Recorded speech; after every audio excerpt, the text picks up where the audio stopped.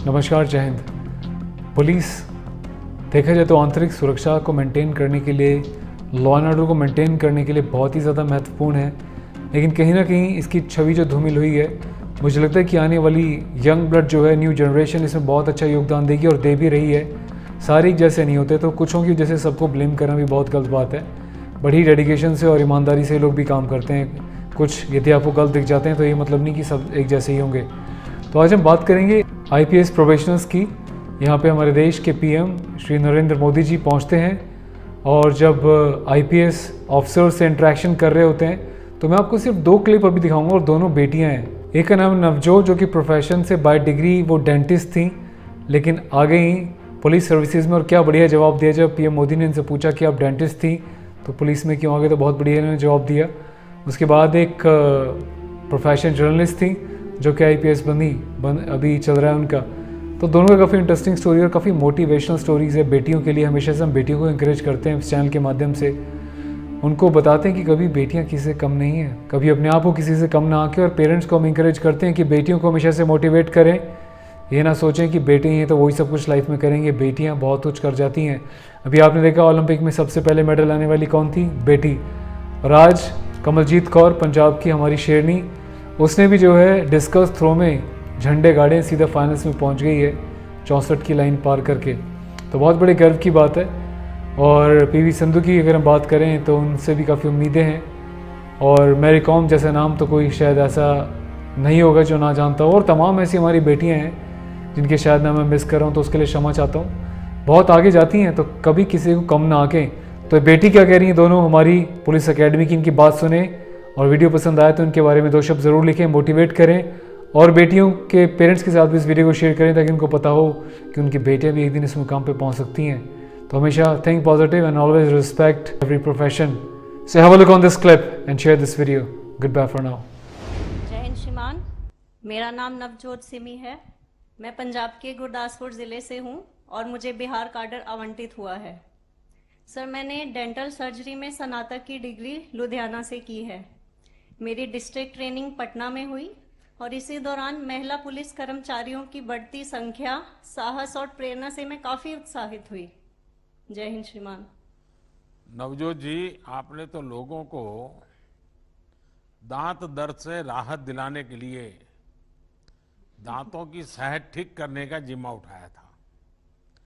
ऐसे में देश के दुश्मनों के दांत खट्टे करने का रास्ता आपने क्यों चुना? सर, मैं सिविल सर्विसेज की तरफ सर मेरा झुकाव काफ़ी पहले से ही था। और सर, एक डॉक्टर का काम और एक पुलिस का काम भी लोगों की पीड़ा को दूर करना ही होता है सर। तो सर, मुझे लगा कि मैं सिविल सर्विसेज के माध्यम से और भी एक बड़े प्लेटफॉर्म पर रहकर लोगों की समस्याओं के समाधान में अपना योगदान दे सकती हूँ। आपने पुलिस फोर्स ज्वाइन की है तो ये सिर्फ आपके लिए ही नहीं, देश में बेटियों की नई पीढ़ी को भी प्रेरित करने वाली है।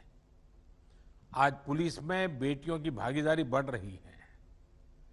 इस पार्टिसिपेशन को बढ़ाने के लिए आपका कोई सुझाव हो या फिर आपके कोई अनुभव हो तो मैं जरूर सुनना चाहूंगा।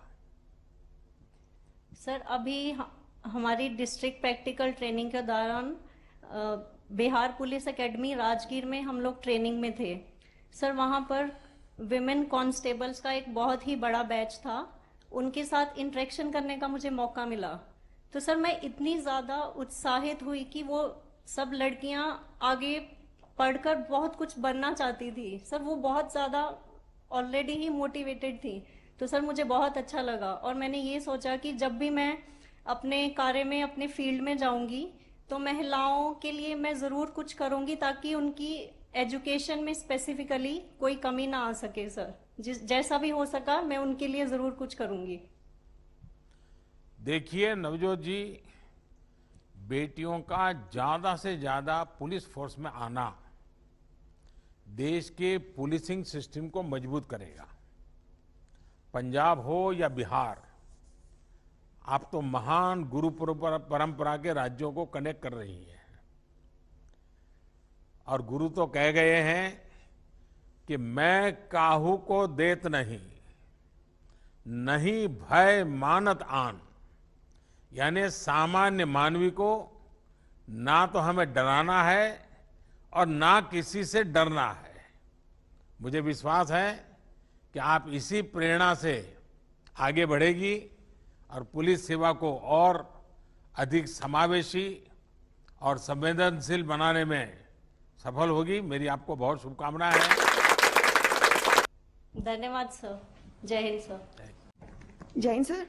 मेरा नाम रंजीता है, मैं हरियाणा से हूं और मुझे राजस्थान काडर एलोकेट हुआ है। सर, मेरी डिस्ट्रिक्ट प्रैक्टिकल ट्रेनिंग के दौरान शुरुआत में ही एक अति विषम लॉ एंड ऑर्डर सिचुएशन का ज़िले में सामना करना पड़ा। सर, इस दौरान मुझे संयम के, स्पेशली पुलिस फोर्सेस में संयम के महत्व का ज्ञान हुआ।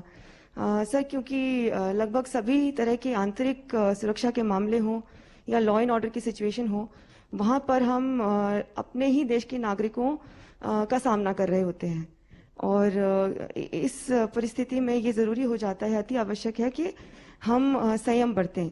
और जैसा कि सर हमारी अकादमी में भी काफ़ी जगह हम ये पढ़ते हैं कि सरदार पटेल जी ने आईपीएस प्रोबेशनर्स और आईपीएस अधिकारियों को संबोधित करते हुए कहा था कि अगर कोई जिस क्षण एक पुलिस अधिकारी अपना संयम खो देता है, उसी क्षण वो एक पुलिस अधिकारी नहीं रहता। तो सर, और इस ट्रेनिंग के दौरान सर, चाहे वो अकादमी में हो या चाहे वो ज़िले की जो व्यवहारिक प्रशिक्षण था उसके दौरान हो, ये लगातार एहसास होता रहा कि जो पुलिस के आदर्श हैं, जो मूल्य हैं, जैसे कि धैर्य हो, संयम हो या साहस हो, उसका सर मुझे लगातार आभास होता रहा। रंजीता जी, आपने ट्रेनिंग के दौरान जो भी उपलब्धियां हासिल की हैं, उनके लिए आपको बहुत बहुत बधाई। और अभी अतुल जी आपका वर्णन भी कर रहे थे। आपके बारे पढ़ और सुन रहा था तो लगा कि आपने हर जगह अपना सिक्का जमाया है। आपने जो कुछ भी हासिल किया है उसे आपके घर, गांव, अड़ोस पड़ोस में अब बेटियों को लेकर बदलाव दिखता है या नहीं? क्या अनुभव आता है? सर, प्रथम धन्यवाद सर। सर, आसपास जो परिवार है, परिवारगण है, मित्रगण है, समाज है, सर हमारे जैसे ही सिलेक्शन के बाद में पता चला कि सिलेक्शन हुआ है तो विभिन्न वर्गों से सर कॉल्स आए कि आप आइए और हमारे यहाँ बच्चों से बातचीत कीजिए। और उसमें विशेषतः सर जो गर्ल चाइल्ड था सर, उस पर फोकस रहा कि आप उनसे बात कीजिए क्योंकि आप एक मोटिवेशन, एक रोल मॉडल की तरह एक्ट कर सकते हैं। सर, यही अनुभव मेरा ज़िले में भी रहा। वहाँ पर भी काफ़ी बार ऐसा अवसर आया जहाँ पर मुझे बुलाया गया कि मैं विशेषतः महिला स्टूडेंट से बात करके उनको मोटिवेट करूँ, उनको इंस्पायर करूँ। और कहीं ना कहीं सर, ये जो वर्दी है, इसमें एक आइडेंटिटी, एक पहचान तो मिलती है और एक जिम्मेदारी और एक चुनौती का भी एहसास होता है। और अगर एक महिला को वो वर्दी में देखते हैं और इससे उनको कहीं ना कहीं थोड़ा भी मोटिवेशन और इंस्पिरेशन मिलता है सर, ये मेरे लिए असली उपलब्धि रहेगी। रंजीता जी, आपकी योग में भी बहुत रुचि है। आपने जो पढ़ाई की उससे लगता है कि आप पत्रकारिता क्षेत्र में आगे बढ़ना चाहती थी, तो फिर इस रास्ते में आप कैसे पहुंच गई? सर, यहाँ पर भी एक कहानी है।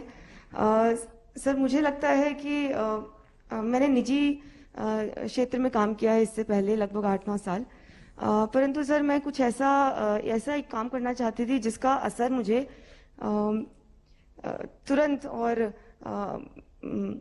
तुरंत देखने को मिल सके और समाज के करीब से मैं उस समाज के लिए काम कर सकूं।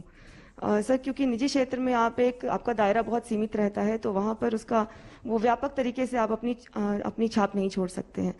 तो प्रशासनिक सेवा हो या पुलिस सेवा हो सर, ये आपको ये मौका देती है। और जहाँ तक वर्दी का सवाल है सर, तो इसमें तो मुझे ये बेहद ही जिम्मेदारी और सम्मान की बात है कि मुझे भारतीय पुलिस सेवा का हिस्सा होने का अवसर मिला है। अच्छा रंजीता जी, आपने अपने लिए कोई ऐसा लक्ष्य तय किया है जो आप देश की पुलिस व्यवस्था को बेहतर बनाने के लिए जरूर अमल में लाना चाहेगी? सर, पुलिस को मुझे याद है सर, पिछली दफ़ा जब आपका ये इंटरेक्शन हुआ था तो आपने कहा था जहाँ पुलिस की बात आती है वहाँ पर डंडा, बल, इसके प्रयोग की बात आती है। तो सर अगर मैं फील्ड में जाकर पुलिस की छवि को सुधारने, उसको बेहतर करने, उसमें किसी भी प्रकार का अगर योगदान दे पाऊंगी, पुलिस को एक्सेसिबल बनाने के लिए, पुलिस स्टेशंस को एक्सेसिबल बनाने के लिए, ओवरऑल जो इमेज है पुलिस की, अगर उसको ज़रा भी इम्प्रूव करने में अगर मेरा योगदान रहा सर, वो मेरे लिए एक बड़ी उपलब्धि रहेगी और मेरा लक्ष्य भी रहेगा। रंजिता जी, जो मैंने आपके विषय में जाना सुना, आपको एक मैं ऐसे ही एडवाइस देना चाहूँगा कि वो अपनी ड्यूटी से जुड़ा हुआ नहीं है। आपको जहाँ भी ड्यूटी का अवसर मिले, सप्ताह में 1 घंटा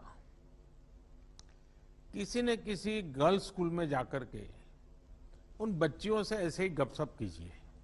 ये जीवन भर इस क्रम को बनाए रखिए। सप्ताह में 1 घंटा किसी न किसी गर्ल्स स्कूल में जाना, उन बच्चियों से मिलना, बातें करना, उनसे चर्चा करना। और दूसरा, हो सके अगर योगा की आपकी प्रैक्टिस कंटिन्यू रहती है तो कहीं खुले बगीचे में बच्चियों के लिए योगा का एक आध क्लास भी चलाइए, जिसमें आप बीच बीच में जाया करें, ऑर्गेनाइज करें। ये आपकी ड्यूटी के सिवाय कुछ काम कीजिए, आप देखिए इसका असर कुछ ज़्यादा ही होगा। खैर, आपसे जो जो बातें हुई हैं, मैं आपको बहुत बहुत शुभकामनाएं देता हूं।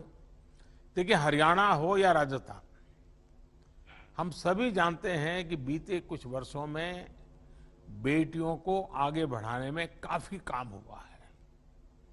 आप इन दोनों राज्यों में सामाजिक चेतना की लहर को मजबूत करने में अपनी भूमिका बहुत बखूबी से निभा सकती हैं। आपकी जो कम्युनिकेशन की पढ़ाई है, जो समझ है, वो आज पुलिस की एक बहुत बड़ी जरूरत है। उम्मीद है कि इसका भी आप भरपूर प्रयोग आने वाले समय में करेगी। मेरी आपको बहुत बहुत शुभकामनाएं हैं। धन्यवाद सर। जय हिंद सर।